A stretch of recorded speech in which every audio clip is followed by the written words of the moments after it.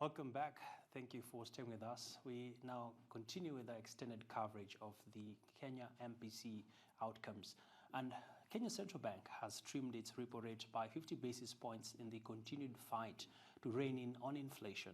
The bank's governor noted that inflation has continued to ease, citing that the decision to announce a seventh cut is geared towards piling pressure on commercial banks to lower their loan interest rates to stimulate private sector lending. The governor further added that the bank is exploring options to acquire gold as a reserve, also maintaining that the economy remains well diversified even as the country gears up for review of its ongoing IMF program. Let's now quickly listen in on the governor, then we'll get into our conversation. The average lending rates in the domestic market have continued to decline, while private sector credit growth has continued to improve, although the pace has been less than desirable. The committee therefore concluded that there was scope for a further easing of the monetary policy stance to augment the previous policy actions aimed at stimulating lending by banks to the private sector and supporting economic activity, while ensuring that inflationary expectations remained firmly anchored and that the exchange rate remained stable. With regard to the IMF, we do expect an IMF mission in September to start negotiations on a new program. We expect that program, will, when it goes to the board, will be discussed together with the Article 4 consultation discussions. Our preference will be to have a funded program, and that is what we have expressed to the IMF. On gold, yes, we are still analyzing the potential for us to acquire gold as a reserve to diversify our base of reserve assets. There are teams that are visiting the country just to go and see the potential for gold, but I think just to make a long story short, it is our intention to diversify our reserve position and to include some gold elements. Well, that is the governor of the Central Bank of Kenya, Dr. Kwame Owino, just earlier on speaking after a press conference with the financial journalists in Nairobi. And indeed, this week has been vital for the financial sector for some of the largest economies within East Africa. Kenya and Uganda Central Banks held their monetary policy meetings, plus the big three banks released their half-year earnings. For more on this, we are now joined live by Kwame Owino, CEO, Institute of Economic Affairs, and Erick Mokaya, founder, Mwango Capital. To make sense of this development, many thanks, gentlemen, for joining me on the show. Let me kick it off with you, Kwame. Indeed, an interesting twist of events. Was the cut big enough from where you sit? Could they have cut more, or was this just within the range? I think the behavior over the last few months has been a cut of a similar amount, but in our view at the Institute of Economic Affairs, so let me say that the behavior has been a cut of a similar amount, so that was what was expected as the anchor, but our view at the Institute of Economic Affairs is monetary policy remains so tight, and there's this quarrel with banks that they're actually not transferring basically the gains back by reducing interest rates. So we are not surprised, but we think that a more prudent policy would have been a much bigger cut than this. And I'd like to pose the same question to you, Erick. Is this something that got you thinking about? Was this cut sufficient, or are we being too harsh on the governor? First of all, thank you for having me. I think I agree with Kwame that the cut was expected. I think the quantum where they've been going through the past couple of meetings has been 25 basis points, so nothing much more was expected. What I would say also, like, the challenge is actually how this translates to actually lending, because banks are reporting, and what you're seeing from the banks reporting is that loan growth is very subdued.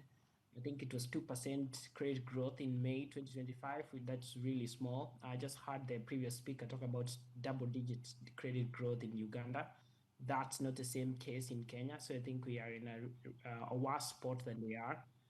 What I would say, maybe what I would disagree with Kwame is more like I would not expect a bigger cut. I would more want to see the lending rates at least translate to actual, or at least the base lending rates translate to actual lending rates in the economy. I think that's been a huge lag.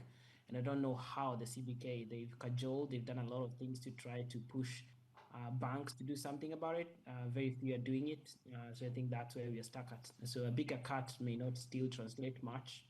I don't know. Maybe we should try something different. It's not really working in terms of lending rates so far and stimulating credit growth in the country.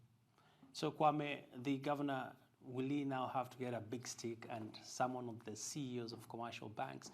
Because on the one hand, Kenyans are expecting to see a drop in the cost of credit, and this is likely to drive further economic growth. On the flip side, the bankers have not really articulated the issues as to why they are not bringing down the costs. And the bank has, of course, issued an order indicating that they will require banks to lend out credit based on one's credit profile. Well, I think it depends on where you start, because in my view, I mean, we at the Institute, as I was preparing for this meeting, is that if you look at where banks started from, and it was upwards of 18, and today the average is 15. So banks have cut by 3 percentage points, all in less than 6 months on the average, slightly more than what the base rate has been. So I'm not too sure that in continuing to harden banks that they're not cutting fast enough, the central bank governor is really correct. And that's why I say if the intention is actually to make sure that the transmission takes place even quicker, then perhaps bigger cuts are required than what the MPC has provided today. I understand the reason for their caution, but I still think that the monetary policy is still too tight, regardless of what it does, though it should translate to cuts on for banks. And I mean banks or loans rather on credit. Still staying with you, Kwame. Of course, at the end of the day, for this to transmit into the economy, it takes quite a lot of insight also from the bankers, considering that there is the cost of funds. Mobilizing the funds doesn't come cheap. And I'd like to get more detailed insight from you when you're looking at what could be the issues that could be underlying that perhaps might have been overlooked. Okay, so the first is that the bankers have money to lend, and there have many options. And as you look at it, government has been sweeping so much money at a very high interest rate in comparative terms. So banks are having to simply look at themselves and say, fine, demand is weak in the economy. If they're going to lend, therefore businesses might not have the scope to actually expand at this point. Many businesses have decided to maintain everything as they were, just to be on standby. And therefore government is sweeping a lot. So really telling banks to actually lend at lower rates is not necessarily prudent for them. And that's what they will not do, regardless of how much hardening comes from the MPC. And bringing in Erick, of course, this week we saw KCB Group releasing their results, Equity Group, ABSA, tomorrow we expect Cooperative Bank. And when you look at the profitability coming through from the banking sector, the numbers have quite been looking up. So I think they're looking up mostly because of provisions. Banks are reducing provisions. So it's not really, if you look at the top line, it's not growing at all because rates are down. They need to offer good rates to customers, but at the same time, they can't really lend to businesses. As Kwame has said, most businesses are really cautious in terms of taking up more loans to pay up. And those loans maybe need to be revised down a couple of months. So generally, I think backtracking all the way back, I think the problem is actually the economy is not doing well. So no one has money. No one wants to take up more money and loans, which they can't repay down the line. So because of that, then like you can beat up the banks however much you want, but they also have obligations to shareholders. They have obligations to people giving them money, and they can't just go around cutting rates the way you want them to. I think the bottom line is we need to improve the state of the economy, and that's where the problem is at, that we can do whatever we want. We can go single digits or even back to US rates of around below 5%, but like unless the economy is improving, no one will take up more loans. I think that's the observation that you make. So an example is Equity Bank. Their portfolio of government lending is almost 500 billion Kenya shillings.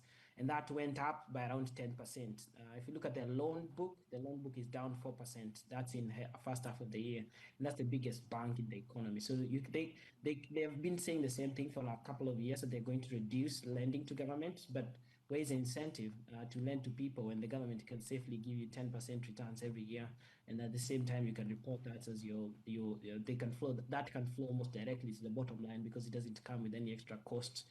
But if I lend to people, then I need to factor in that I need to go chasing them around to bring back that money. So it's I mean, I don't know. I don't know where we're headed from here. Maybe a bigger cut, as Kwame suggests, could work.